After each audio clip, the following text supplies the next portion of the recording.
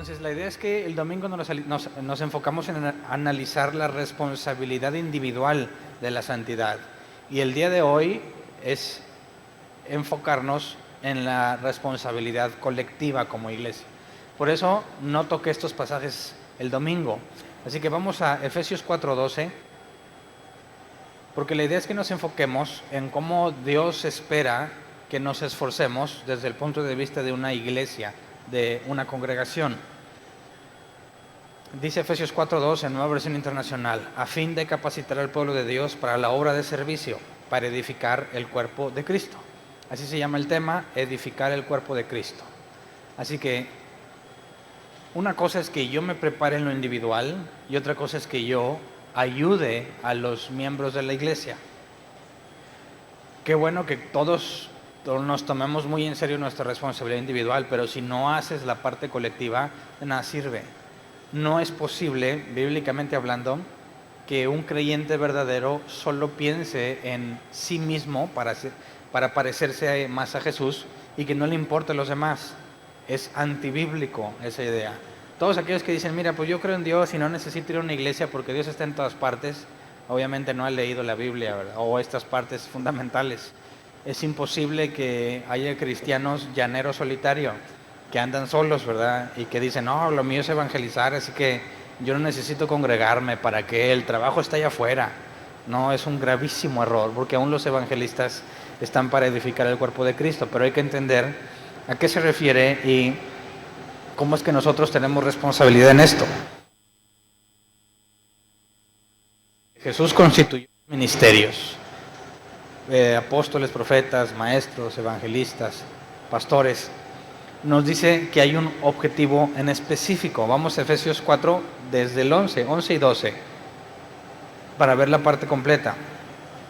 Dice, él mismo constituyó a unos apóstoles, a otros profetas, a otros evangelistas y a otros pastores y maestros, a fin de capacitar al pueblo de Dios para la obra de servicio, para edificar el cuerpo de Cristo. Y aquí, en el versículo 12 en específico, lo vamos a analizar en el original para entender qué pasa cuando los ministerios, por así como se les llama a estos 5 aquí nombrados, cuando estos trabajan en lo que deben de trabajar, tiene que haber una consecuencia, se cumple el objetivo. Así que cuando dice que Jesús constituyó, en el versículo 11, él mismo constituyó, la palabra es didomi, que se traduce como dar, otorgar o poner. Dios puso apóstoles, profetas, evangelistas, pastores y maestros, o Dios otorgó que algunos fueran apóstoles, profetas, evangelistas, otros pastores y maestros. Y dice que el objetivo es capacitar, y aquí la palabra capacitar es el griego katartismos, que según la concordancia Strong se traduce como preparar o equipar. Pero hay un diccionario que me gusta mucho la definición que hace, el diccionario es Helps. Se traduce como ajuste exacto que permite que partes individuales trabajen juntas en el orden correcto. Otra vez, cuando habla de capacitar, habla de hacer un ajuste exacto que permite que partes individuales trabajen juntas en el orden correcto. Y esa es la parte que beneficia a la iglesia. Si nosotros en lo individual nos enfocamos en nuestra santidad, Dios instituyó medios por el cual lo que individualmente hagamos va a trabajar en conjunto. De manera que un creyente que solo esté trabajando en lo individual no puede ser parte de la iglesia porque no está dentro del ajuste que tiene que presentarse en la vida de todo creyente para que podamos trabajar en conjunto con los demás. Así que un creyente, alguien que se dice cristiano, que nada más viene a sentarse, no está haciendo la parte que le corresponde. Ahora, hay procesos, ¿verdad? Una persona que es recién convertida no puede ponerse a servir inmediatamente. La Biblia nos dice que los diáconos no deben de ser neófitos para que no caigan en la misma condenación que el diablo. Así que no puedes poner a trabajar inmediatamente una persona que acaba de nacer de nuevo porque tiene mucho que aprender. Pero conforme va aprendiendo, va a ir encontrando estas capacidades que Dios le dio para que ahora sí, en el momento correcto, que tenga lo que se requiere, porque sabemos que 1 Timoteo 3 y Tito 1 nos habla de los requisitos para poder trabajar en la iglesia. requisitos que muy a menudo son ignorados por las iglesias cristianas, ¿verdad? Pero al último vamos a ver cuán trascendente es que esos requisitos se cumplan, porque si los ministerios no están funcionando como se debe, tienen un impacto negativo en la iglesia. Entonces, cuando se habla de capacitar, es ese ajuste por el que Dios usa los ministerios para que todos empecemos a trabajar. Lo que individualmente hacemos empieza a trabajar en conjunto. Y luego dice que para la obra, ¿verdad? La palabra obra es el griego ergon, que se traduce como acción que lleva a cabo un deseo interno. Así que Dios hace un ajuste en el pueblo para que todos hagan la obra, eso que internamente desean. Esa es otra característica de aquel que ha nacido de nuevo, quiere ser útil. Es imposible que alguien que nació de nuevo no le interese ser útil, ¿verdad? Hay algo que aquí adentro nos mueve, yo quiero ayudar a los demás creyentes, quiero serles útil. Y eso se cumple a través de los ministerios. La palabra servicio aquí es diaconía, que se traduce como servir a la mesa, servicio, un ministerio. Un diácono es un mesero en el sentido estricto de la definición de la palabra. Entonces, aquellos que dicen esto, hay un deseo interno de servir, son capacitados, preparados, ajustados para edificar el cuerpo de Cristo. Entonces, cuando hablamos de edificar, tenemos que recordar que el Nuevo Testamento hace dos analogías en cuanto a edificar la iglesia. Una es doctrinal y la otra es más literal, construir un edificio. Recordemos la analogía del templo. Vamos a Efesios 2, 19 al 22. Efesios 2, 19 al 22 dice: por lo tanto, ustedes ya no son extraños ni extranjeros, sino conciudadanos de los santos y miembros de la familia de Dios, edificados sobre el fundamento de los apóstoles y los profetas, siendo Cristo Jesús mismo la piedra angular. En él todo el edificio bien armado se va levantando para llegar a ser un templo santo en el Señor. En él también ustedes son edificados juntamente para ser morada de Dios por su Espíritu. Pues nos dice que el templo se va levantando, ¿verdad? Y aquí la analogía es la de construcción. Tú empiezas a construir de abajo hacia arriba y vas poniendo bloques, ¿verdad? De manera que el edificio se va levantando. Ahora vamos a lo que dijo Pedro, 1 de Pedro 2:5. Dice: también ustedes son como piedras vivas con las cuales se está edificando una casa espiritual.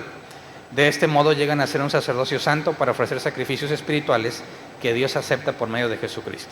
Entonces, con estos dos pasajes vemos cómo la analogía es que cada uno de nosotros somos un ladrillo que en conjunto con todas las personas que van llegando al conocimiento de Jesús, los que nacen de nuevo, es un ladrillo más, y el templo de Dios donde mora su Espíritu, que somos nosotros, se va edificando, ¿verdad?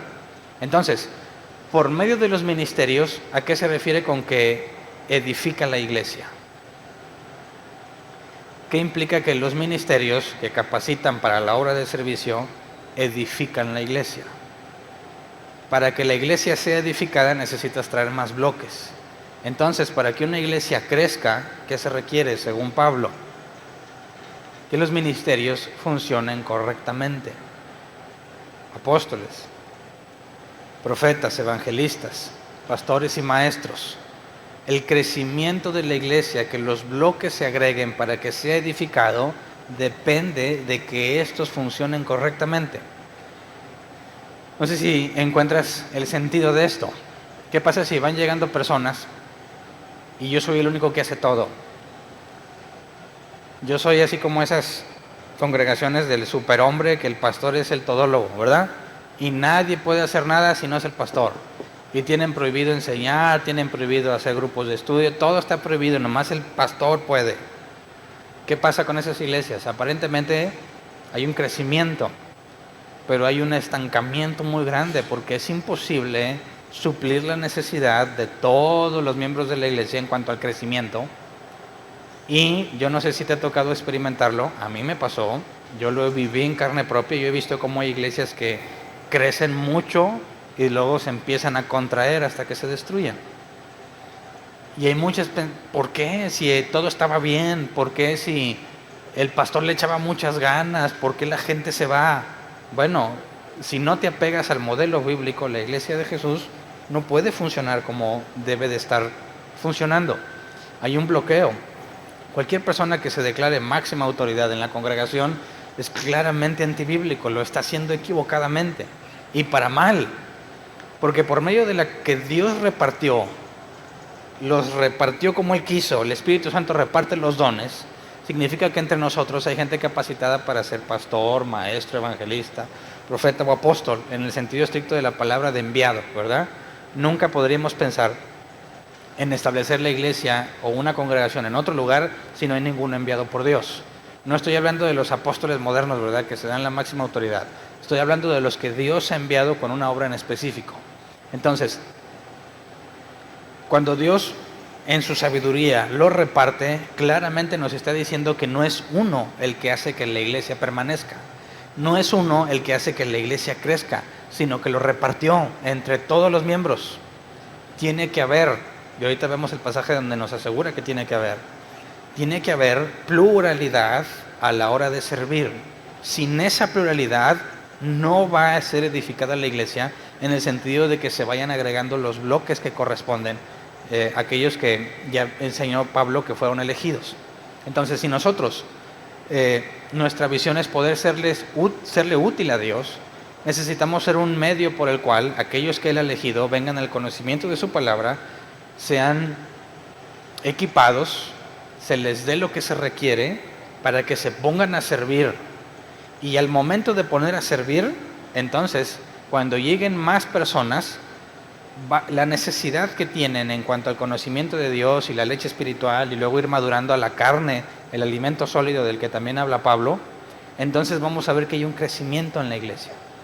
No me refiero necesariamente en cuanto va a ser un número exponencial, sino que tú puedes determinar, si el objetivo de Jesús es que el Evangelio se dé a conocer en el mundo, ¿qué esperarías que pase con las congregaciones?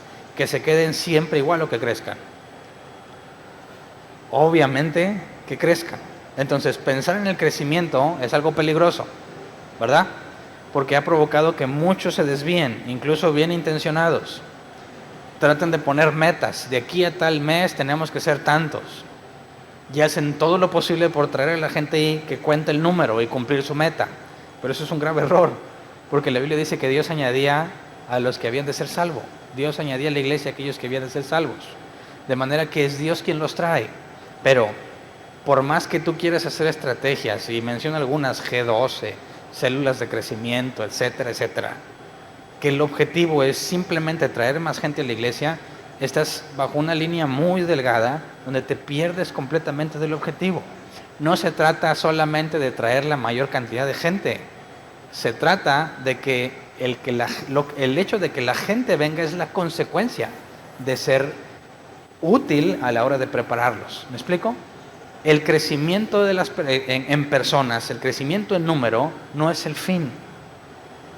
Nuestro fin es preparar al pueblo de Dios para que sirva. Y como consecuencia, viene la edificación de la iglesia. ¿Me explico? Quizás nosotros como iglesia vamos a cumplir 5 años. Estamos ya merito. No en horas, ¿verdad? En días. El 15 de agosto cumplimos 5 años. Y siendo honesto con ustedes, nunca hemos hecho obras de evangelismo. Nunca hemos ido casa por casa, nunca nos vamos a una plaza a invitar gente. Como iglesia, alguna vez hasta nos criticaron, ustedes no hacen labor de evangelización. ¿A qué te refieres con eso? Ustedes no salen en bola a evangelizar. Digo, no. Yo nunca vi, y no porque esté mal, pero yo nunca vi la iglesia donde dijera Pablo, vamos este día a evangelizar y se salen todos a las calles. Yo nunca he visto eso. Ni que una campaña, ni de que se vayan a tocar a las plazas. No digo que esté mal, yo digo que no lo encuentro en la Biblia. Lo que yo encuentro en la Biblia es que cada uno de los de la iglesia donde estaban, evangelizaban, ¿verdad? Así que yo no veo que a fuerza tengamos que poner un día para salirnos todos con la misma playera de la iglesia y andar haciendo cosas en la calle, cuando individualmente lo puedes hacer todos los días o cualquier día. Así que, a pesar de que no hemos hecho todas estas estrategias de que las células y el G12 y eso, la iglesia no para de crecer. Y no hemos estado buscando el crecimiento, ¿verdad? Quien tenga aquí más de un año puede saber que no le estoy mintiendo. Nunca hemos buscado el crecimiento. hemos enfocado en estudiar de lleno la palabra de Dios y Dios está trayendo a la gente. Oye, nos han dicho, 5 años de la iglesia es mucha gente, mucho crecimiento para ese año. No sé, no tengo un punto de referencia. ¿Cómo le haces para que la gente venga? Yo ni siquiera intento que vengan. Los que llegan nos enfocamos en estudiar a fondo. Y cada uno de los que aprende algo lo comparte con alguien, sea o no creyente, y eso hace que la gente venga. Yo puedo decir con la conciencia tranquila, esta iglesia crece porque Dios trae a la gente usando las vidas de cada uno de ustedes. ¿Verdad? No sé si alguna vez tuviste la idea, ¿por qué ustedes nunca hacen campañas de evangelismo? Si te había pasado por la mente, pues aquí es la respuesta. No nos interesa el crecimiento en número, ese no es el fin. El fin es, como dice la Escritura, capacitar, ajustar a las personas para que sirvan, bíblicamente hablando, que empiecen a servir. Y eso es muy simple. En el asunto doctrinal, ¿de qué me sirve mandar a todos a la calle a evangelizar si les van a enseñar mentiras? Si les van a decir, vengan para que Dios los sane y no lo puedes asegurar. ¿De qué me sirve que traigas gente que no está buscando a Dios, que ve a Dios como un medio para obtener lo que busca? ¿Verdad? Quiero que me sanen, o que sanes a mi familiar, o que me des un trabajo, que arregles mi vida, que arregles mi matrimonio, etcétera, etcétera. No vienes buscando a Dios, ves a Dios como un medio para lograr lo que quieres. ¿Para qué quiero gente así? Pero si nos enfocamos en que tú, la obra que cumplirá ese deseo interno, la hagas desde la base y el fundamento bíblico, entonces te vas a dar cuenta que es lo más efectivo que puede haber en cuanto a evangelización, predicar la doctrina bíblica.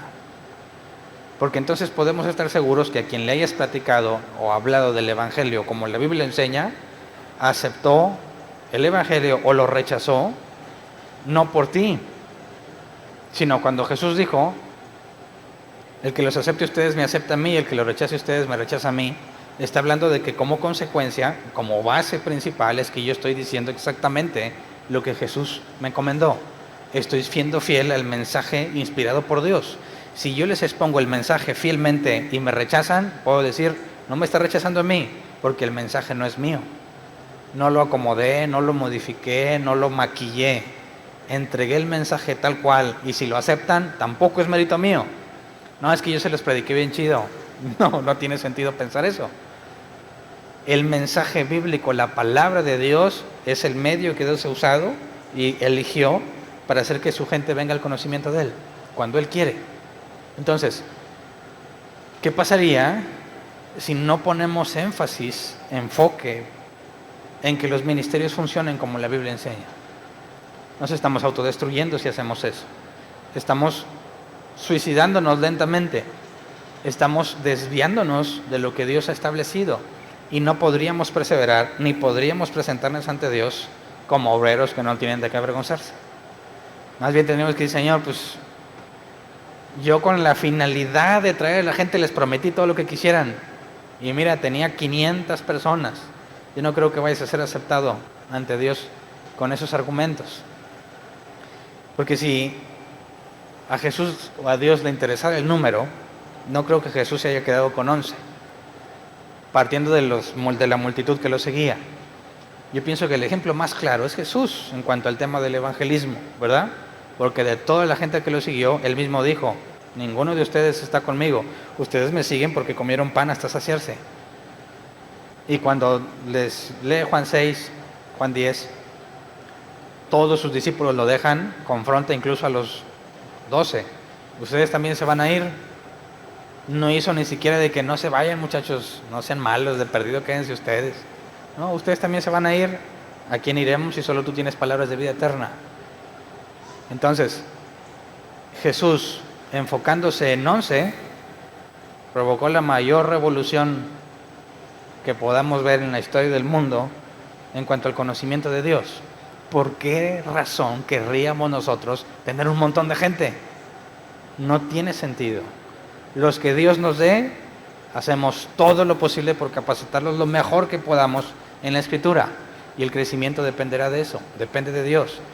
Y es más, desde un punto de vista práctico, imagínate que compartes la carga conmigo, tengo la tarea de capacitarlos en lo que yo pueda. ¿Qué prefieres, que te dé poquitos o que te dé muchos? ¿Qué implica más trabajo? ¿No sería más cómodo decirle a Dios, Dios, échame de 2 en 2 de perdido, no me traigas tantos de jalón? Déjame que avance poco a poco, ¿para qué me pones tanta carga? Así que quien esté enfocado en capacitar individualmente a las personas, no le estaría diciendo a Dios, tráeme miles. Bueno, espérame, todavía no acabo con estos y ya me estás trayendo más. Por eso, los ministerios, el repartir la carga, es algo indispensable en la iglesia de Cristo. Porque el superhombre loco que quiere echarse la iglesia al lomo, se está matando a sí mismo. Está acabando consigo mismo. No va a poder dar abasto a tanta necesidad, y lo peor es que empiezan a bloquear a aquellos que Dios capacitó para hacerlo. Historias tan desagradables de que hay otra persona en la iglesia, en otros lugares donde me tocó estar, hay personas que empiezan a abrir un estudio en su casa y se los prohíben porque no está hablando el pastor. O dicen, bueno, está bien, sí puedes abrir en tu casa, pero tú no hables, ahí te va el video con mis prédicas. De manera que no abras la boca, que nomás ponle play y que todos me escuchen hablando. Fíjate hasta dónde llega el egocentrismo para sentirse el único medio autorizado que Dios puede usar, cuando vemos que Dios ha repartido distintos ministerios para que se pueda edificar la iglesia. Entonces, es cosa de locos tratar de poner una estructura piramidal en la iglesia, ¿verdad? Tratar de dejar todo en manos de un hombre es lo peor que puedes hacer a la luz de la Escritura. Estás condenado al fracaso. Pero decir, oye, hay iglesias enormes que tienen un pastor, sí, pero ellos han modificado la estructura y les llaman líderes, les llaman de muchas formas. Simulan este comportamiento y luego el de mero arriba ya no hace nada, ¿verdad? Llega el momento en que tiene tanta gente a su control que nomás se dedica a supervisar y ya no se ensucia las manos. ¿Se acuerdan cuando Moisés y Jetro le aconseja, oye Moisés, tienes tanta gente, todos quieren hablar contigo, organízalos? Ese esquema va a poner control entre mucha gente, pero ese esquema no es el que propone Pablo en la carta a los Efesios. No estamos hablando de una estructura piramidal para que el líder esté menos ocupado y pueda hacer cosas mejor o las más importantes. Estamos hablando de una base, fundamento común, donde todos son iguales, con distintas responsabilidades, pero todos son iguales ante Dios. Ninguno tiene por qué estar descansando mientras los otros trabajan. Cada uno tiene que estar trabajando en la parte que le corresponde. Y en conjunto son beneficiados los miembros de la iglesia y empieza a ser edificada la iglesia de Cristo. Leamos el versículo 13, Efesios 4:13. Dice, de este modo, o sea, basado en los ministerios que capacitan para la obra de servicio, para que la iglesia de Cristo sea edificada, de este modo todos llegaremos a la unidad de la fe y del conocimiento del Hijo de Dios, a una humanidad perfecta que se conforma a la plena estatura de Cristo. Es decir, ¿se acuerdan que dijimos que Dios hace la obra en nosotros y nos lleva hasta el día en que lleguemos a ser igual a Cristo? Mientras estamos en este cuerpo nunca vamos a acabar. El punto final es cuando se te da el cuerpo nuevo, el cuerpo glorificado del cual habla la Escritura. Entonces estás en la misma naturaleza que el cuerpo resucitado, el cuerpo glorificado de Jesús. No estamos diciendo que te vas a convertir en Dios, ¿eh? Cuando dice que lleguemos a la estatura de Cristo es en el cuerpo glorificado que tiene. Entonces, para que no piensen que enseñamos lo mismo que los mormones. Los mormones dicen que un día vamos a llegar a ser todos como un Jehová, se te va a entregar tu propio mundo y pues tú vas a salvarlos. Eso no tiene nada que ver con lo que estoy diciendo yo. Cuando lleguemos a la estatura de Cristo implica al cuerpo glorificado que Jesús recibió después de resucitar. Entonces, es por medio de los ministerios que llegaremos a la unidad de la fe. Pero la pregunta sería, que no lo hemos leído, es ¿cuál es la unidad de la fe? La palabra unidad en griego es uno. Tiene que haber, o llegamos a una sola fe. ¿Cuál sería la unidad de la fe a la cual tenemos que llegar? Para empezar, la palabra dice la unidad de la fe y del conocimiento. Leamos lo que conocimiento es, epignosis, el griego. Se traduce como conocimiento obtenido por experiencia en una relación. epignosis, conocimiento obtenido por experiencia en una relación. Entonces el epignosis del Hijo de Dios implica que lo vas a conocer porque te relacionas con Él, ¿verdad? No necesariamente algo meramente intelectual. Es decir, no, ya leí mucho de la Biblia, ya lo conozco. Aquí nos está hablando de una relación. Si lo que aprendes de la Biblia no lo aplicas, de nada sirve. Pero lo que aprendes de la Biblia, lo aplicas, te va a meter en muchos problemas, situaciones, dificultades, también otras que son muy gratificantes, pero todas esas experiencias, tú vas a ver cómo Dios tiene el control de todo y te vas sacando de unas, metiéndote en otras, y empiezas a conocer a Jesús, empiezas a conocer cómo es, empiezas a entender cómo trabaja en ti y empiezas a desarrollar una mayor confianza en Él. Es imposible que alguien, cuando recién convertido, dice yo tengo plena confianza en Cristo. No es cierto. Es como un adolescente que dice que está enamorado. Entonces tampoco. No puedes tener idea de lo que es el amor. Tienes una vaga aproximación por lo que ves en las películas. Pero hasta que lo vives, lo puedes comprender. Tú puedes decir, yo confío en Cristo. Bueno, dime en base a qué confías a Él. No, pues porque he leído la Biblia, no es suficiente. Esto habla de una relación con Él. Y para relacionarme con Él implica que en mi vida van a pasar un montón de cosas, agradables y desagradables, que me llevan a conocerlo. Entonces, cuando pasamos por situaciones difíciles, no están diseñadas para que te desesperes, pierdas la calma y te vayas de las cosas de Dios. No, están diseñadas para que veas cómo Dios obra en esas situaciones. Y una vez que sales de una que pensabas que era la más grave, cuando venga otra vas a decir, bueno, pues ya me pasó una, espero que esta no sea tan grave. A veces Dios te permite otras más graves, pero las experiencias que vas acumulando desarrollan un nivel de confianza mayor. ¿Cómo se habrá sentido Pablo la primera vez que lo apedrearon? ¿Qué habrá pensado de Dios? Quizás pudo haber pensado, pues ya, que hasta aquí llegué, me van a matar, porque la gente no deja de apedrear a alguien hasta que está muerto. Y se nos dice de una vez que fue apedreado, pensaban que estaba muerto y lo dejaron, ¿verdad? Luego se acercaron los discípulos, Pablo se levanta, se sacude y sigue.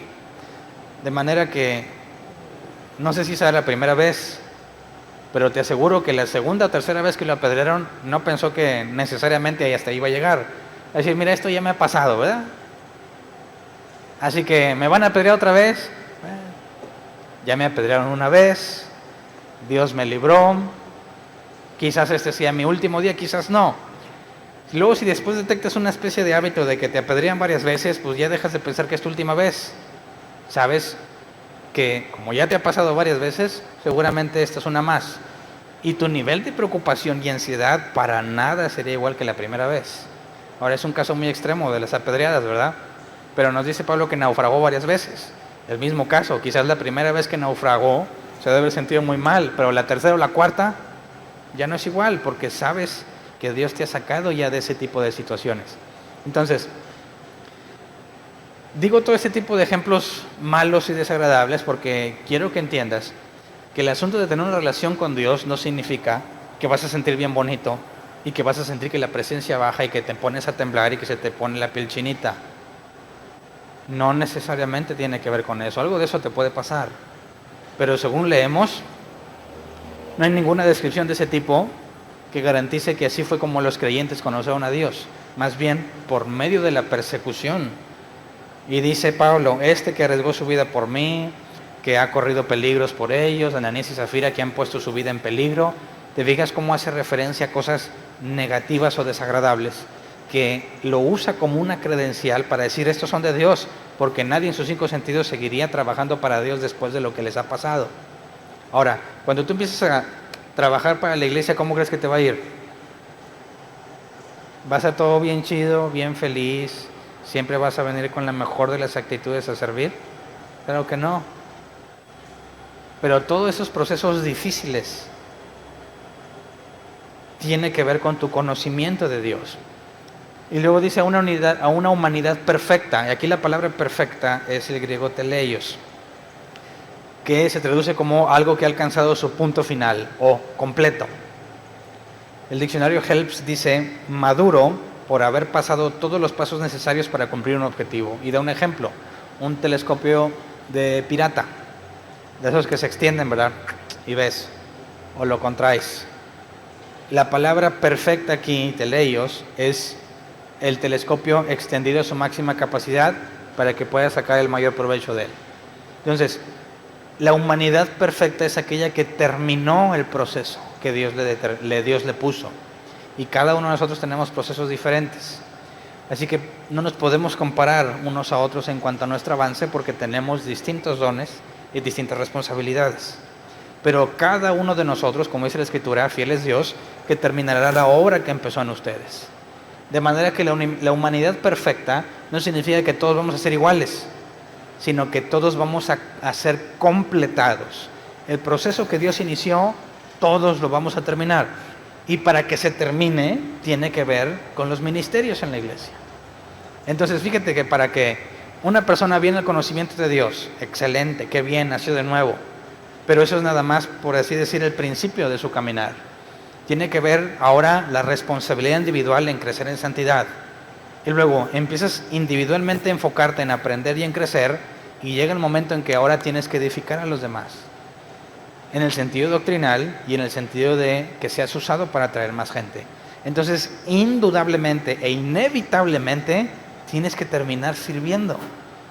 ¿Me explico? Tienes que terminar sirviendo, porque luego tú preparas a los que vienen. Esto lo podemos ver a corto, mediano y largo plazo. ¿Qué será o cómo estarán trabajando en árbol plantado 80 años después? Quizás toda esta generación ya se murió. ¿Quién va a seguir? Imagínate que nunca nos enfocamos en preparar a los que vienen. Estamos condenados, ¿verdad? Pero si nos enfocamos en preparar a los que vienen, se asegura el crecimiento de la iglesia porque la doctrina se sigue predicando, la gente sigue siendo servida y empieza a crecer en el conocimiento de Dios. Entonces, de este modo llegaremos a la unidad de la fe. Vamos a ver lo que Pablo explica para entender la unidad de la fe. Analizamos el conocimiento y la humanidad perfecta. Vamos a Efesios 4, 3 al 6 para entender la unidad de la fe, que es otra de nuestras responsabilidades. Tenemos que llegar a la unidad de la fe también.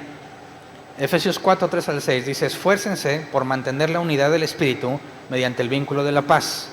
Hay un solo cuerpo y un solo Espíritu, así como también fueron llamados a una sola esperanza, un solo Señor, una sola fe, un solo bautismo, un solo Dios y Padre de todos, que está sobre todos y por medio de todos y en todos. Leamos este mismo pasaje del 3 al 6, pero en la traducción lenguaje actual, por favor. Palabras más simples dice: hagan todo lo posible por vivir en paz, para que no pierdan la unidad que el Espíritu les dio. Solo hay una iglesia, solo hay un Espíritu, y Dios los llamó a una sola esperanza de salvación. Solo hay un Señor, una fe y un bautismo. Solo hay un Dios que es el Padre de todos, gobierna sobre todos, actúa por medio de todos y está en todos. Esto representa un problema. Si solo hay una iglesia, ¿por qué tenemos más de 5,000 denominaciones? ¿Te has puesto a pensar? Ese es un argumento que utilizan mucho nuestros amigos ateos, ¿verdad? Si realmente estás en una iglesia, primero te dicen: ¿y qué te hace pensar que la tuya es la verdadera? ¿Verdad? Hay más de 5,000 y todos aseguran que la suya es la de veras. Y eso nada más entre el cristianismo. Agrégale lo del Islam, agrégale el budismo, agrégale lo demás que quieras. ¿Cuántas habrá? Y todas aseguran que esos son la verdadera. Entonces, ¿cómo cumplimos el hecho de que por medio de los ministerios y de preparar a la gente para la obra de servicio, se edifica la iglesia y así llegaremos a la unidad de la fe? ¿Cómo podemos explicar esta unidad en la fe habiendo tantas fracciones en el cristianismo? Habría que entender por qué, primero, por qué hay denominaciones, ¿no? Y dentro de los cristianos hay muchísimas, más de 5,000. Si tú las analizas, obviamente no las has analizado una por una, analizas las principales, te vas a dar cuenta que las diferencias no son tanto doctrinales, sino prácticas, la forma en la que hacen las cosas. Tendríamos que entender primero cuál es una diferencia doctrinal y qué tantas diferencias doctrinales hay, si son buenas o son malas. Si alguien te preguntara: ¿es bueno o es malo que haya tantas denominaciones? ¿Qué dirías? Cuando Jesús oró al final: Padre, te pido que ellos sean uno, para que el pueblo vea, o los demás vean que son de nosotros, que sean uno como tú y yo somos uno. Y hay ateos que dicen, pues qué rotundo fracaso, porque son más de 5,000 nada más en el cristianismo. Algunos dicen, eso es la prueba máxima de que lo que Jesús dijo no se cumplió. Y si una cosa de la que dijo Jesús no se cumple, entonces no es Dios. Y descartan todo el evangelio. La idea es cómo podemos asegurarnos de trabajar en la unidad de la fe con tantas denominaciones. ¿Qué podemos decir de nosotros? A ver, ¿de qué denominación somos? ¿Alguien sabe? Yo tampoco. No tenemos denominación. ¿Por qué? Porque no lo veo en la Escritura. ¿Verdad? Cuando escribe la carta a los Corintios, ¿qué dijo? Los Corintios bautistas, los Corintios metodistas, los Corintios pentecostales. ¿De cuáles? Corintios, ¿verdad? Por eso somos una iglesia bíblica. Ahora, ¿somos los únicos salvos? ¿Esta es la única iglesia verdadera? Sería un necio quien diga eso. Estaría loco. Es imposible decir yo, porque si tú eres la única iglesia verdadera, ¿qué ha pasado con todos los 2000 años antes de que se fundara esta? Estás diciendo que todos se perdieron porque no estuvieron en esta. Y que todo lo que ha pasado son puros locos que no fueron salvos hasta que llegó Hernán Valdés en árbol plantado y ahora sí ya empezó la iglesia verdadera. Como los testigos de Jehová afirman, que ninguno antes de ellos se salvó, nada más a partir de ellos. Y dices, qué gran locura. Entonces, ¿qué onda con Adán? ¿Qué onda con Abraham? Es imposible decir, nosotros somos la verdadera y antes de nosotros todos se perdieron. Es una locura rotunda. Entonces, ¿cómo reaccionamos ante todas las denominaciones? Bueno, yo encontré una forma de hacer una diferencia en 3 partes en cuanto a la doctrina que me gustó mucho y la trato de poner en práctica la mayor parte del tiempo.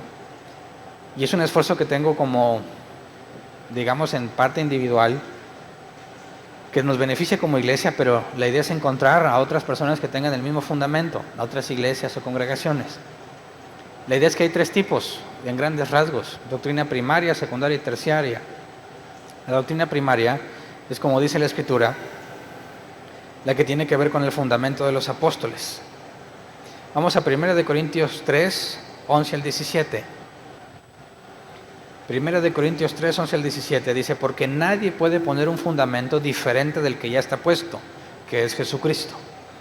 Si alguien construye sobre este fundamento, ya sea con oro, plata y piedras preciosas, o con madera, heno y paja, su obra se mostrará tal cual es, pues el día del juicio la dejará al descubierto. El fuego la dará a conocer y pondrá a prueba la calidad del trabajo de cada uno. Si lo que alguien ha construido permanece, recibirá su recompensa.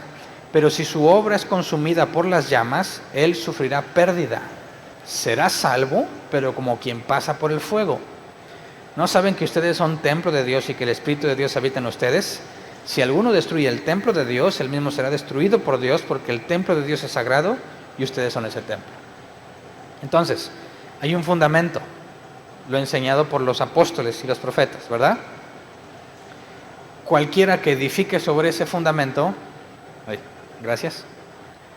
cualquiera que edifique sobre ese fundamento, que esa es la otra idea del templo, en cuanto a la doctrina, si mi base tiene que ver con la enseñanza bíblica en cuanto a quién es Jesús, esto implica la Trinidad. Si Jesús es Dios, no puede haber alguien que sea unitario o unicitario, no sé cómo se llaman, aquellos que dicen, sí, yo creo en Dios, pero Jesús no es Dios. Bueno, tienes los 4 evangelios donde Jesús dice claramente que solo por medio de él, el que ha visto a él ha visto al Padre. Antes de Abraham él es, muchísimas referencias a que él es Dios. Entonces, cualquiera que diga que Jesús no es Dios, no tiene el mismo fundamento que los apóstoles. Cualquiera que diga, no hay Trinidad, tiene el mismo problema. Si Jesús no es Dios, no tiene el fundamento de los apóstoles. Aquel que diga, no, pues tienes que hacer obras para salvarte, no tiene fundamento en la doctrina de los apóstoles, la salvación es por gracia. Y muchas cosas que hemos analizado y después las analizaremos más a profundidad. Pero la doctrina primaria es aquella que es el fundamento de la iglesia de Cristo. Por eso dice al final, en el versículo 16 y 17, cualquier otro fundamento ya no es Cristo, ya no es la iglesia de Dios. Y cualquiera que trate de edificar ahí o sacar de la iglesia a alguien, está tratando de destruir el templo. No se puede y será destruido por Dios. Entonces, la doctrina básica o de primer nivel es lo que te identifica como un cristiano bíblico. La secundaria es aquella que, si tienes la doctrina fundamental, ¿qué haces después de eso? Por ejemplo, aquí dice que unos pueden construir sobre ese fundamento oro, plata y piedras preciosas, y otros madera, heno y paja. Cuando pase por el fuego, ¿cuál va a quedar? ¿Cuál es la que no se consume fácilmente por el fuego? Pues las piedras preciosas, ¿verdad? Y el que era madera, heno y paja será consumido. Dice, será salvo, aunque como pasado por fuego. Eso nos da la pauta a la doctrina secundaria y terciaria. Si alguien tiene la doctrina fundamental, la primaria, y es bíblica, yo no le puedo decir que no es creyente y que no forma parte de la iglesia de Cristo. ¿Me explico? Tendría que reconocer que Dios lo hizo nacer de nuevo y le extendería la mano como hermano. ¿Me explico? Pero en cuanto a la doctrina secundaria, madera, heno y paja, o plata, oro, piedras preciosas, eso lo va a determinar Dios cuando pruebe nuestra obra. Entonces, yo no puedo discriminar como un no creyente a alguien que tiene el mismo fundamento que yo. Pongamos un ejemplo de doctrina secundaria. La doctrina secundaria es la que impide que nos congreguemos en el mismo lugar. Ejemplo, las mujeres no pueden usar pantalón. ¿Has conocido iglesias así? ¿Podríamos congregarnos en el mismo lugar cuando entre nosotros las mujeres sí usan pantalón? Va a ser muy difícil, ¿verdad? Y no porque nosotros no queramos, sino que normalmente se escandalizan los que no usan pantalón cuando se relacionan con las mujeres que sí usan pantalón. Cosa curiosa, al revés, ¿no? ¿Verdad? Yo no he visto que nadie diga, no usas pantalón, tú no eres de Dios. Nunca he conocido a alguien así. Es al revés, usas pantalón, tú eres del diablo. Y ¿se acuerdan cuando estudiamos a los débiles en la fe? Que les es de tropiezo, entonces no hay ningún problema en que si tienen el mismo fundamento, pero les escandaliza que una mujer use pantalón, vayan y reúnanse allá con puros como ustedes. No hay ningún problema. Vamos a vivir en paz. Pero eso no significa que no es un creyente genuino, siempre y cuando tenga la doctrina primaria, ¿verdad? Y la doctrina terciaria, pues es aquella que no perjudica ni evita que nos sigamos reuniendo en el mismo lugar. Ejemplo, ¿tú crees en la pretribulación, midtribulación o posttribulación o amileniarismo? Es decir, me voy antes de la tribulación, me voy a la mitad de la tribulación, me voy hasta que se acabe la tribulación, o no va a haber tribulación, que es el amileniarismo. Piensa lo que tú quieras. Nos podemos seguir congregando en el mismo lugar porque no afecta nuestra forma de hacer las cosas. ¿Me explico? Podrá quizás afectar ciertas actividades, pero es terciaria y sería completamente permitido que entre nosotros internamente debatiéramos entre me voy antes, el medio o el final. Lo podríamos hacer sanamente, sin ningún problema. Entonces, de todas las denominaciones que hay, ¿crees que sigue habiendo una sola iglesia? Claro, aquellos que tengan el fundamento primario. Lo que le pongan encima, Dios lo va a juzgar. Serán salvos, aunque como por fuego. ¿Me explico? Entonces, ante el argumento, hay muchos, sí. Entre esos hay bastantes que no tienen el fundamento de los apóstoles. Todas las demás que tengan el fundamento de los apóstoles siguen siendo una sola, aunque se congreguen en lugares diferentes y tengan nombres diferentes. ¿Me explico? Por eso no podemos decir, nada más la mía es la correcta. Falso. Bíblicamente, todas las que tengan el mismo fundamento forman parte de la iglesia de Cristo. Las que tengan el fundamento bíblico de la doctrina de los apóstoles, ¿verdad? Entonces, cuando los ministerios empiezan a trabajar, aún en ese aspecto, llegamos a la unidad de la fe. Podemos reconocer que entre nosotros puede haber diferencias tolerables sin ningún problema.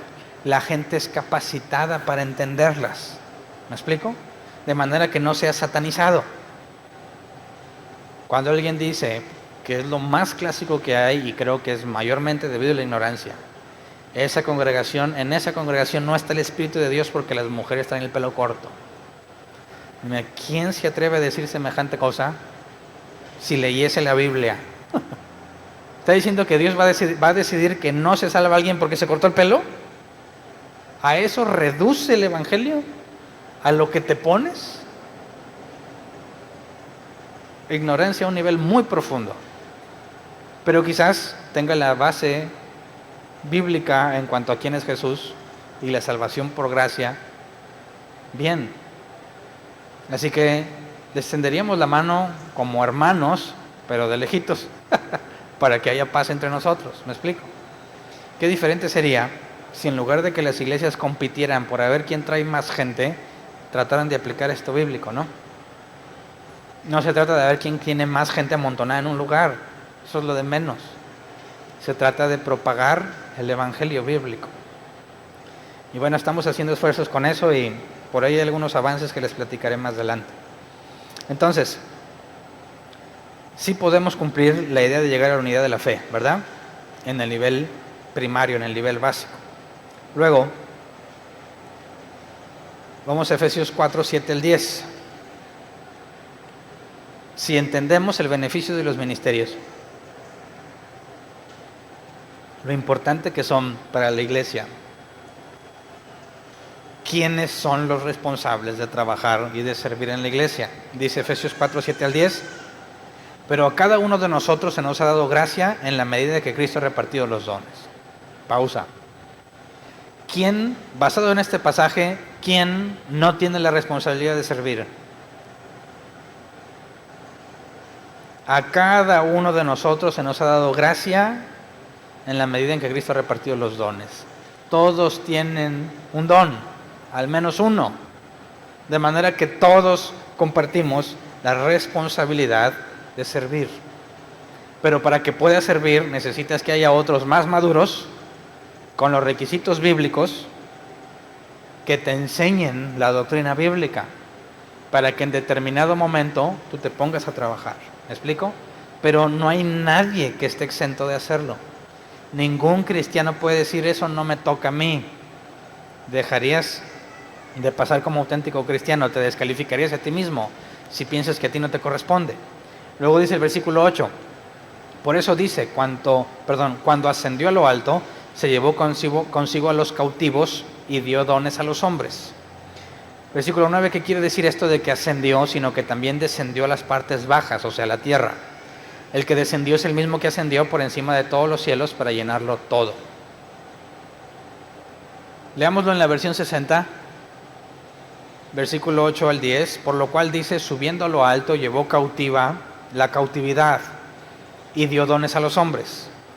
Y eso de que subió, ¿qué es? Sino que también había descendido primero a las partes más bajas de la tierra. El que descendió es el mismo que también subió por encima de todos los cielos para llenarlo todo. Y de aquí se desprende alguna teoría de que Jesús, cuando murió, bajó al infierno, ¿verdad? Le predicó a los que estaban encarcelados en el infierno y luego se los llevó a todos con él al cielo. Bueno, yo no estoy de acuerdo con eso. Porque la Biblia guarda silencio en cuanto a lo que pasó en los 3 días exactamente, ¿verdad? En los que Jesús estuvo muerto. Y cuando subió, tenemos el pasaje de Pedro, o no, ¿quién es? Pedro, creo. Sí, Pedro. Cuando dice que en otro tiempo predicó a los que estaban encarcelados, ¿verdad? Y hacen referencia, o lo juntan con esto, y dicen, ya ves, cuando Jesús murió, fue y le predicó a los espíritus encarcelados, y luego se los llevó a los que sí aceptaron. Pero ahí mi pregunta sería, incluso aún en la parábola del rico y Lázaro, ¿habría esperanza, según la parábola, para el rico de salir de donde estaba? Nunca se manifiesta algún tipo de esperanza en cuanto a salir de ese lugar. Ahora imagínate, si están encerrados en el infierno, por así decirlo, tú ya viviste toda tu vida, te acuerdas de todo lo que hiciste. Si había algún ateo entre ellos, sabe, ya no va a ser ateo, ¿verdad? Ya le va a constar que hay un Dios. Por eso todos los ateos están destinados a desaparecer el día que mueran. Van a ver que realmente había un Dios, ok. Y luego viene Jesús y le dice, ¿qué onda, raza? ¿Quién se va conmigo? ¿Quién le diría que no? ¿Quién va a querer quedarse ahí atormentado por los siglos de los siglos? A mí se me hace que no tiene sentido. Entonces, ¿para qué hacemos todo esto que la Biblia dice, si al final de cuentas se nos va a dar una chance al morirte? Esto se parece a lo que nuestros amigos católicos piensan, el purgatorio. Son universalistas, dicen todos se van a salvar. Unos se van directo al cielo y son los que santifican. Ellos juran que ya están en el cielo. Toda la demás raza como nosotros, al purgatorio. Y según lo malo que hiciste es el tiempo que te vas a quedar ahí. Y ya cuando hayas cumplido tu condena, pues te vas limpiando y ahora sí ya te puedes ir al cielo, de manera que todos se van a salvar. Pero la Escritura no dice eso. Sobre todo en el caso de Judas, este nació para perderse. Si realmente se va al purgatorio y nomás está un rato ahí y luego se va, Jesús no hubiera dicho eso. No hablaría de la perdición. No estaría perdido tampoco, ¿verdad? Estaría detenido un tiempo hasta que cumpla su condena. Así que cuando analicemos el Salmo 68, que es lo que Pablo cita cuando dice, por lo cual subiendo a lo alto llevó cautivo a la cautividad y dio dones a los hombres. Vamos a Salmo 68, 16 al 18.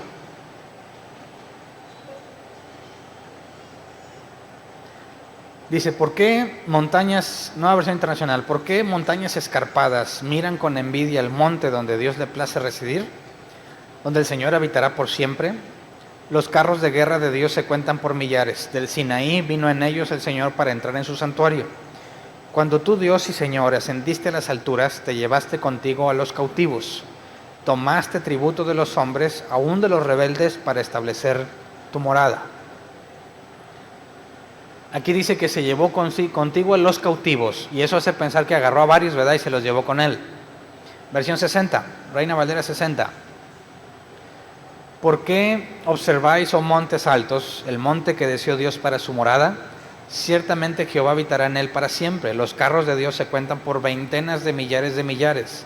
El Señor viene del Sinaí, es su santuario. Subiste a lo alto, cautivaste la cautividad, tomaste dones para los hombres y también para los rebeldes, para que habite entre ellos Jehová Dios.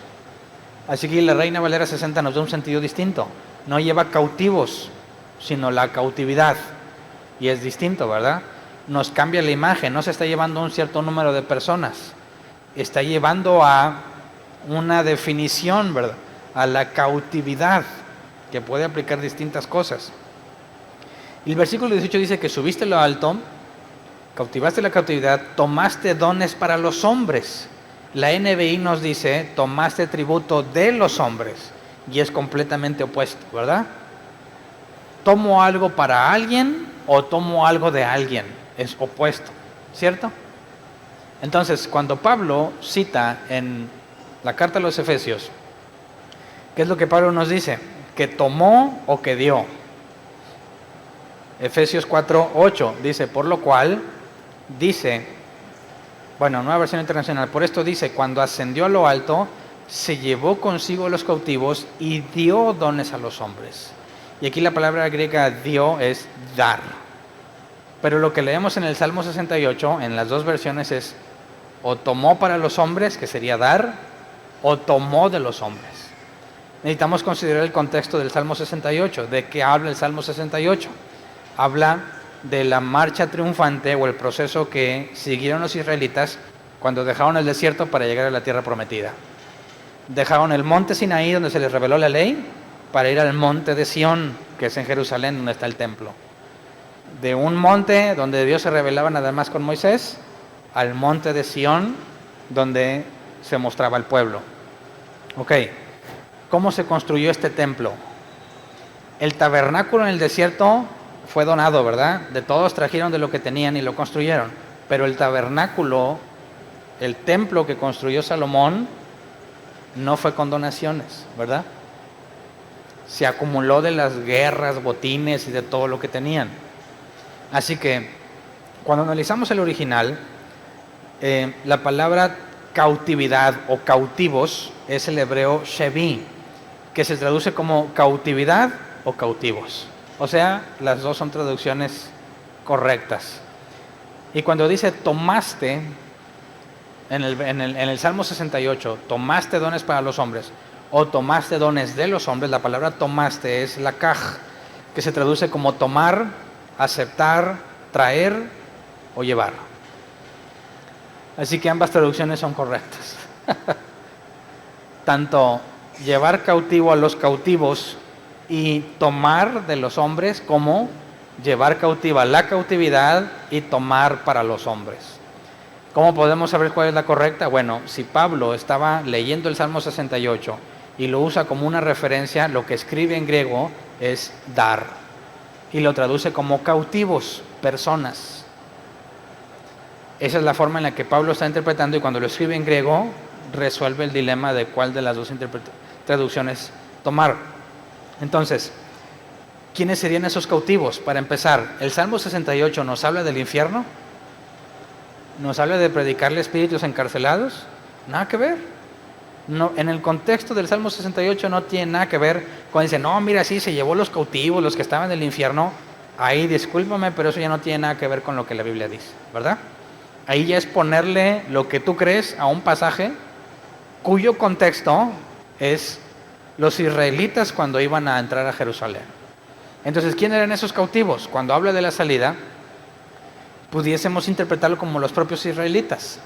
Cautivos por Dios. Cautivos son esclavos de Dios o siervos de Dios. Y los israelitas les servían al Dios de Israel. Entonces no hay ninguna necesidad de decir que los cautivos son los que estaban prisioneros en el infierno, ¿verdad? Contextualmente y exegéticamente de lo que la Biblia dice, no hay ninguna razón para relacionar el infierno con esto. Nos habla de los israelitas cambiando del monte Sinaí en el desierto al monte en Jerusalén donde se construyó el templo. Pero me vas a decir, bueno, pero luego dice que las partes más bajas de la tierra, ¿verdad? Eso está en Efesios 4. Versículo 9 dice, ¿qué quiere decir esto de que ascendió, sino que también descendió a las partes bajas, o sea, a la tierra? Dice la NBI. La versión 60 dice, ¿y esto de que subió, qué es? Sino que también había descendido primero a las partes más bajas de la tierra. Bueno, veamos que el Salmo 68 habla de Dios subiendo al monte de Sión. Y Jesús utiliza ese salmo para decir que lo mismo pasó con Jesús. Nada más que en lugar de subir al monte de Sión, subió al cielo. Y cuando subió al monte de Sión, según el Salmo dice que tomó y dio dones a los hombres. Jesús, cuando se fue al cielo, 50 días después, mandó el Espíritu para que diera dones a los hombres. Ahí es donde Pablo hace la analogía del Salmo 68, Dios subiendo y dando dones, a lo que Jesús hizo, subió al cielo y dio dones, ¿verdad? Entonces por eso dice, ¿qué es eso de que subió? ¿Y esto de que subió qué es? Sino que también había descendido primero a las partes más bajas de la tierra. Entonces nos sigue hablando de la interpretación del Salmo 68. ¿Qué podría ser las partes más bajas de la tierra? ¿El infierno? Otra vez, el infierno no tiene nada que ver. Y una forma de traducirlo, que por eso la NBI dice, descendió también a las partes bajas, o sea, a la tierra. Si Dios, como dice, Jesús no estimó ser igual a Dios, sino que se despojó a sí mismo, haciéndose semejante a los hombres, siervo, y vino y fue humillado hasta lo más bajo, y por eso fue exaltado a lo sumo. ¿A qué se referirá o qué podríamos interpretar solo con la Escritura, sin ponerle otras ideas que la Biblia no dice? ¿A qué se refiere con que bajó a las partes bajas, o sea, a la tierra? Por eso dice Pablo, eso de que ascendió implica que también descendió de la posición a la que tenía y vino a ser como un simple terrenal. ¿Me explico? ¿Creen que aquí habla del infierno? Si queremos ser bíblicos, no podemos sacar de ningún lado el infierno como un lugar al que predicó, y eso ya más adelante analizaremos lo de Pedro en cuanto a que fue a predicar a los espíritus de los cautivos, porque claramente dice que en los días de Noé, ¿verdad? Entonces, por lo pronto, dice el versículo 10, el que descendió es el mismo que ascendió por encima de todos los cielos para llenarlo todo. Bíblicamente hay una explicación clara, sin tener que meter el infierno de por medio, ni la predicación a los espíritus encarcelados.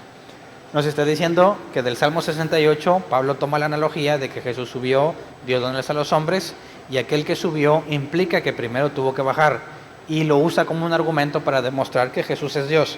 Para que pudiese hacer la analogía con el Salmo 68, implica que primero tuvo que descender. Jesús tuvo que hacerse carne en las partes bajas, en la tierra, para luego ascender y repartir dones a los hombres. Y eso lo usa como referencia para explicar los ministerios, ¿verdad? Cuando ascendió y el Espíritu Santo viene, el Espíritu Santo otorga al menos un don en todos los hijos de Dios, de manera que todos se pongan a trabajar. Cada uno en su momento, ¿verdad? Efesios 4, 14 al 15. Después de todo esto, de entender los ministerios y todo, nos dice, así ya no seremos niños zarandeados por las olas y llevados de aquí para allá por todo viento de enseñanza y por la astucia y los artificios de quienes emplean artimañas engañosas. Más bien, al vivir la verdad con amor, creceremos hasta ser en todo como aquel que es la cabeza, es decir, Cristo.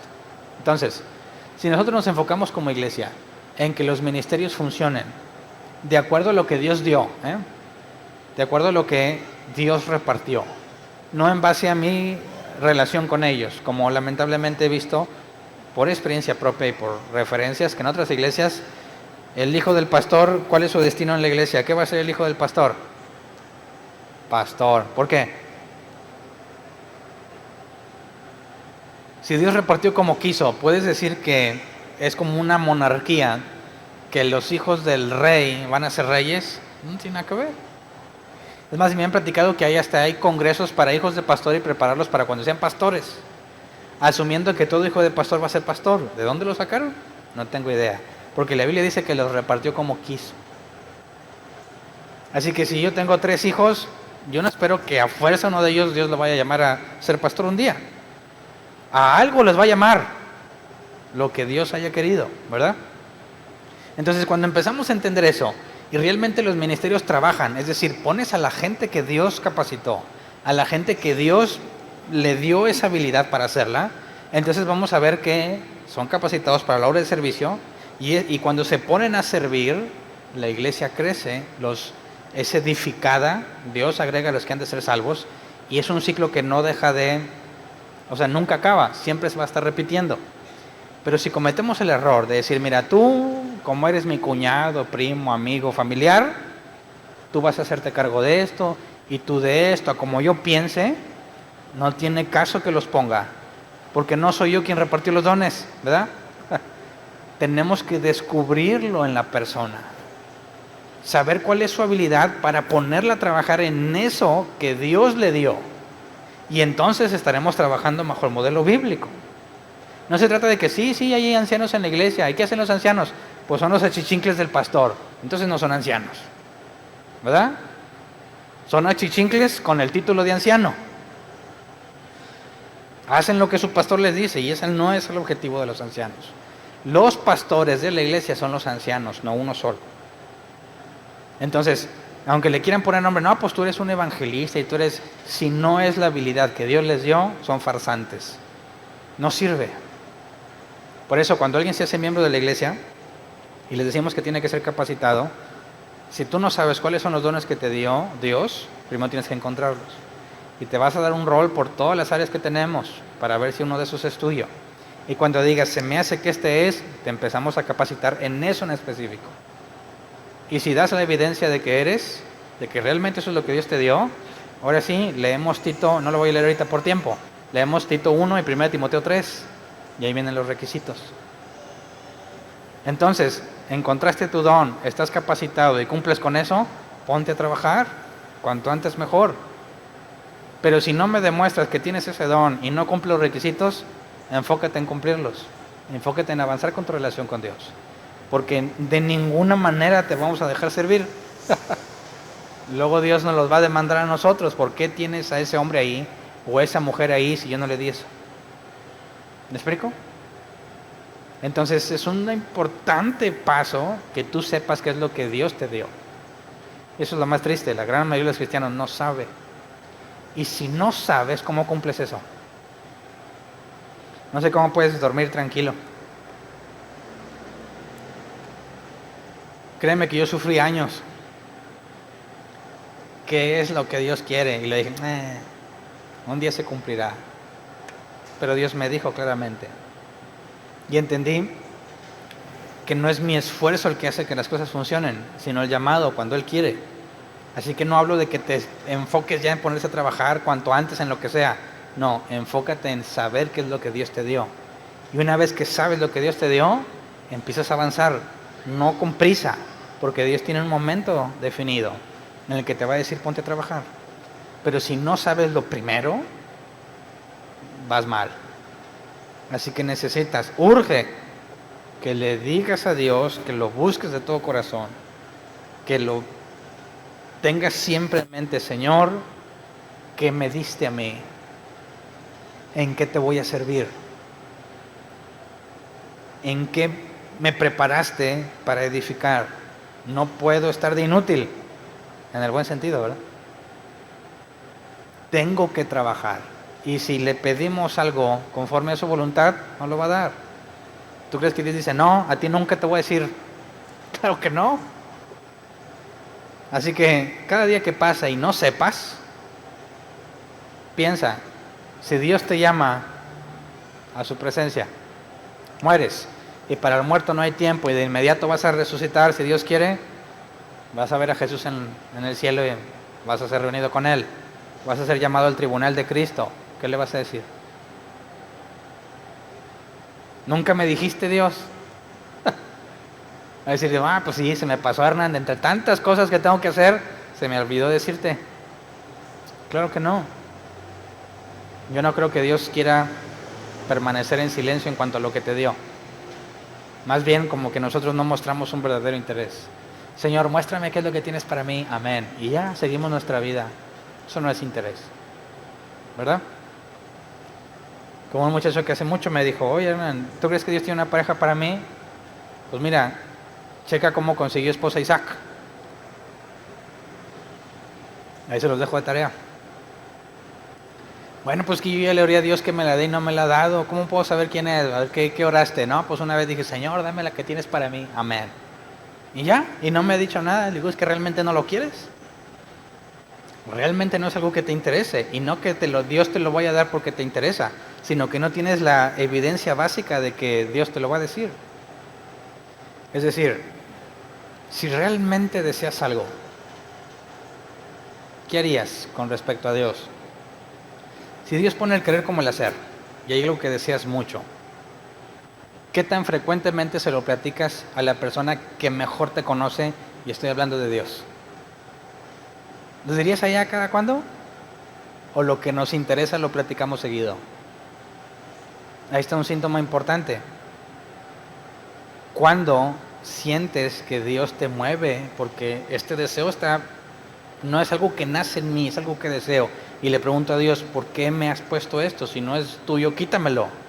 Y si no te lo quita, te aseguro que te vas a encontrar Dios, esto, hablando muy frecuentemente del tema con Dios y te va a decir. Aquel que dice, Señor, ¿en qué voy a servir? Señor, ¿quién va a ser para mí? Y ya. No, pues por eso no te dice. No porque está esperando que tú hagas una parte, sino que ni siquiera es útil para ti ahorita. Primero enfócate en más cosas porque eso no te viene a beneficio ahorita. Necesitas ponerte a crecer en tu relación con Dios, en tu conocimiento de Dios, y te aseguro que van a empezar a llegar ese tipo de conocimiento, ese tipo de revelaciones para tu vida. ¿Me explico? Entonces, Efesios 4:16, terminamos esta parte diciendo así: por su acción todo el cuerpo crece y se edifica en amor, sostenido y ajustado por todos los ligamentos según la actividad propia de cada miembro. Aquí hay dos cosas implícitas. No es mérito de nosotros al ponernos a trabajar que la iglesia sea edificada, ¿verdad? Pero mi actividad cuenta. Por su acción todo el cuerpo crece. ¿Quién es su acción? Habla de Jesús. Por su acción todo el cuerpo crece y se edifica en amor. Ok, es Dios quien hace que todo eso pase, pero sostenido y ajustado por todos los ligamentos según la actividad propia de cada miembro. Y ahí está la sinergia, ¿verdad? Dios hace que crezca, como Pablo dijo, uno siembra, uno riega, pero es Dios y otro cosecha, pero es Dios quien da el crecimiento. Así que cuando nosotros hacemos lo que nos corresponde, según el llamado que Dios te dio y las capacidades que Dios te dio, ese es el medio que Dios usa para que la gente crezca. No eres tú haces la parte que te corresponde, pero es Dios quien hace que eso caiga en la mente de la persona y empiece a crecer y a dar frutos. Así que ninguno puede decir, no, pues es que esta iglesia es así gracias a mí. Claro que no. Es Jesús quien hace que el cuerpo crezca. Pero tenemos parte cuando hacemos la actividad propia de cada miembro. Cada uno de nosotros hacemos algo distinto. Así que no todos aquí están llamados a enseñar, no todos están llamados a evangelizar, ni tienes un propósito en específico en algún lugar. Cada quien tiene que encontrar lo que le corresponde. Dios, de seguro, según la Biblia, a cada uno le ha dado. Así que necesitas avanzar en eso para que Dios te muestre. Hacer la parte que te corresponde y Dios hace la suya. Pero no vivas tranquilo, no vivas a gusto, de veras, sin saber. Mínimo que Dios te diga, pues todavía no te voy a decir, por lo pronto no. De pedir, ya sabes que no estás perdiendo el tiempo, que estás avanzando no por negligencia tuya, o sea, no estás detenido por negligente, sino que no es el tiempo de que lo sepas. Y sigues con tu vida hasta que llegue el momento. Pero si ni siquiera estás seguro de que Dios ha guardado silencio porque no es tu tiempo, entonces estás siendo muy negligente. Y no es correcto de un hijo de Dios que tiene que trabajar en su santidad. Así que, ¿qué estás haciendo en la iglesia hoy en día? ¿Nada? ¿Ni siendo capacitado? No vas, estás en pecado, por así decirlo. Estás cerrando al blanco. Dices, bueno, pues estoy siendo capacitado. Bien, vas por buen camino. Ya estoy sirviendo. Qué bien, vas por buen camino. Sigue echándole ganas. Sigue esforzándote, porque el trabajo es en equipo con Dios, ¿verdad? Así que vamos a ponernos de pie. Más adelante les vamos a explicar, vamos a tener que hacer un censo de la iglesia, no como el David porque Satanás lo incitó, sino porque queremos ver qué está haciendo cada persona en específico, en las distintas áreas de servicio que hay en la iglesia. Queremos ver quiénes están activos, quiénes no, cómo se han sentido, y más adelante les explico cómo va a estar ese asunto para poder ser más eficientes. Ya pasamos un tanto este proceso de acoplamiento en el que las personas están acomodándose en las áreas y queremos dar un paso todavía más profundo en cuanto a poder ser útiles y ser más eficientes a la hora de brindarles la capacitación que cada uno requiere. Y obviamente esperamos que tú también pongas de tu parte para ser capacitado y para servir, ¿ok? Entonces por lo pronto vamos a orar. Señor, concédenos como iglesia poder reflejar fielmente la estructura de ministerios que enseñas a través de tu palabra. Que estén sirviendo solamente a aquellos que tú has llamado a ese servicio. Si alguno de nosotros está confundido y haciendo algo que tú no lo llamaste a hacer, por tu misericordia te pedimos que le abras los ojos para que pueda cambiar el camino y poder ser útil a tus propósitos y de edificación a la iglesia, enfocándose en aquello que tú le has dado. Si entre nosotros hay personas que no saben cuál es el don que les diste o los dones que le diste, según tu misericordia te pedimos también que se los reveles. Si no es el momento de que ellos lo sepan, Señor, te pedimos que en tu misericordia les reveles que aún no es el momento, pero que no se queden sin saber, que ninguno de nosotros sea negligente en estar seguros de lo que nos has dado, que todos hagamos lo humanamente posible por estar seguros de lo que nos has encomendado para hacer lo que esté a nuestro alcance en cuanto a nuestra santidad individual y en cuanto a la edificación de la iglesia.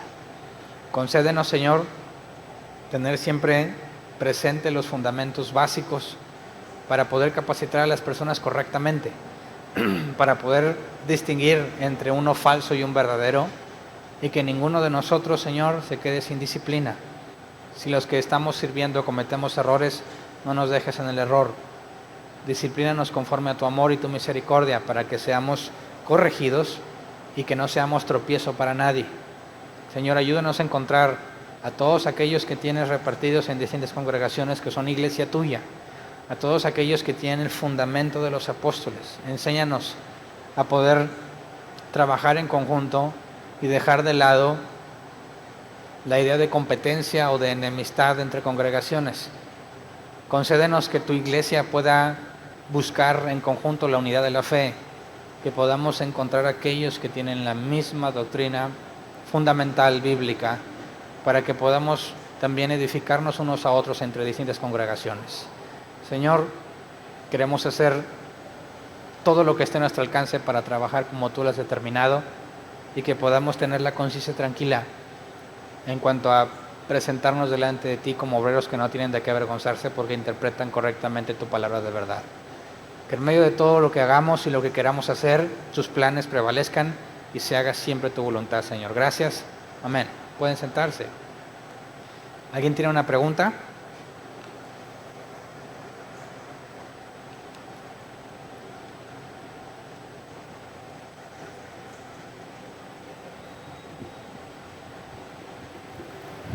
Buenas noches. Buenas noches.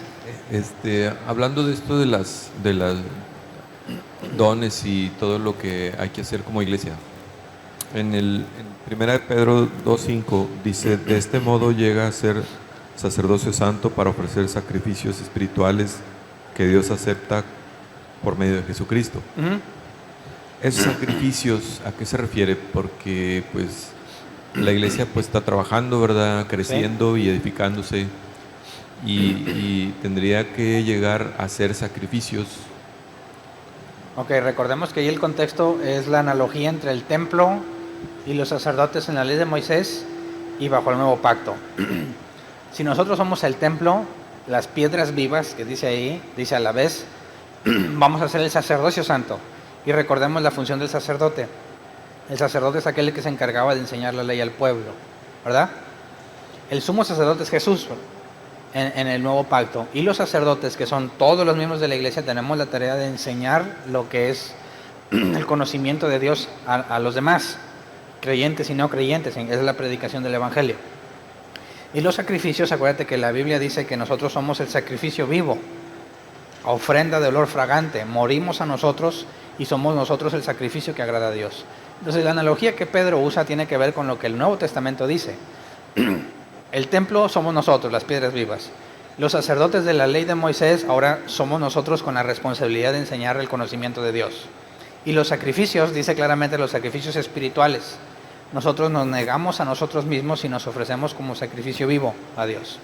Entonces no habla de que efectivamente haya que hacer sacrificios en una especie de templo espiritual. Bajo la analogía se entiende o trata de demostrar la responsabilidad entre los miembros de la iglesia con lo que Dios había encargado que no pudieron cumplir al pie de la letra en la ley de Moisés, que se supone que nosotros, bueno, no se supone, sí podemos, aunque algunos lo ponemos en duda. ¿Sí me explico? Sí, gracias. Y también en lo que mencionabas ahorita al final de capacitarnos. Ajá. Si como miembros de la iglesia tenemos una actividad no propiamente evangelística, de evangelizar o de enseñar como maestro, la capacitación se refiere a eso, ¿no? Al conocimiento de la doctrina. Y en cuanto al servicio, tú podrás tener un chorro de doctrina, pero si no sirves a los demás, no sirves. Entonces, imagínate que aquí eres capacitado doctrinalmente en el conocimiento de Dios y también en el servicio. Donde quiera que andes vas a ser útil, ¿verdad? Sin tener que yo acarrearte a una campaña en un lugar para que te pongas a evangelizar. ¿Me explico? Sí, está bien. Gracias. ¿Alguien más?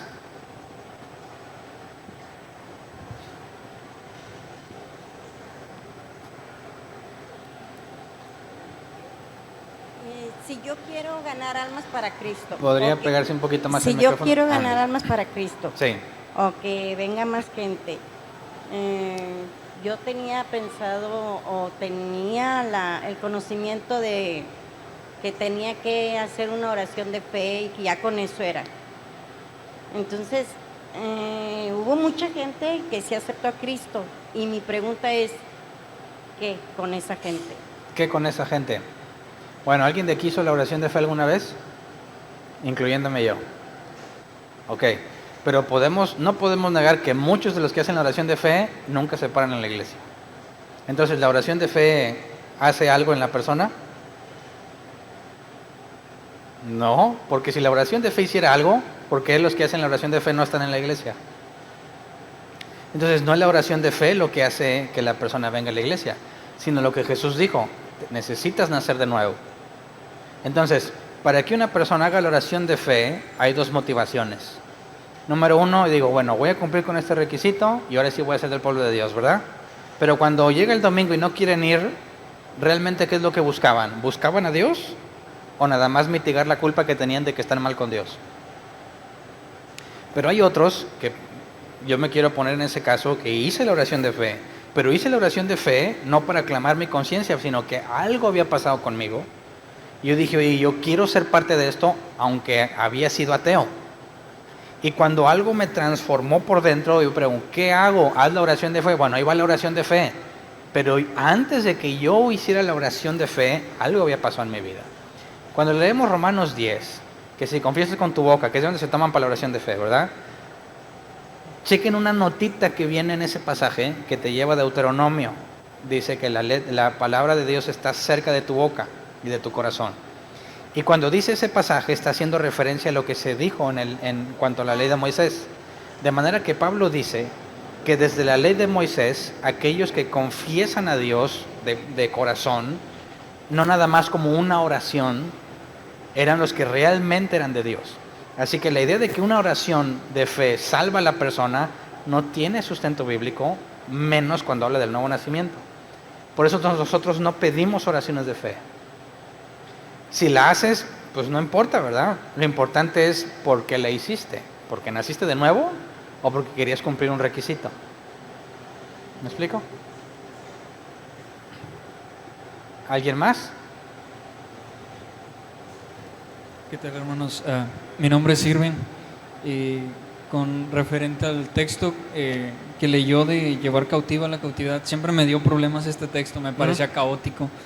Sí. Pero con lo que explicó, acabo de medio me cayó el 20 y quisiera exponérselo y quisiera que me corrijera si estoy mal.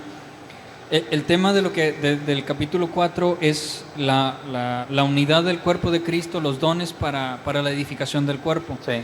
Y Pablo dice que en Cristo se nos ha dado esta gracia de los dones, y para ello toma la Septuaginta y cita el Salmo para decir que así como Dios en la antigüedad descendió para con los israelitas y los sacó de su cautividad, Ajá. llevó su propia cautividad, y cuando los sacó les dio Dones, la tierra prometida. para el tabernáculo o algo así.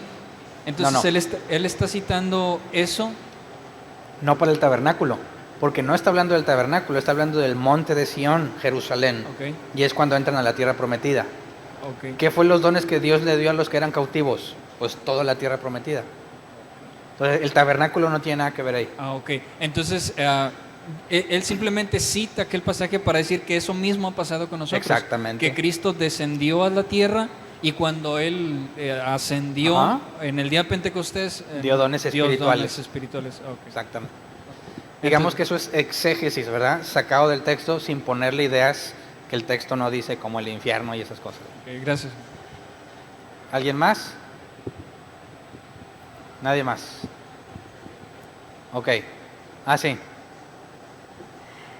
Me quedé con una duda ahorita. Entonces, si cuando una persona está en un hospital, bien grave por decir, y va una persona y lo evangeliza y le habla de Cristo y hace la oración de fe, ¿esa persona es salva o no?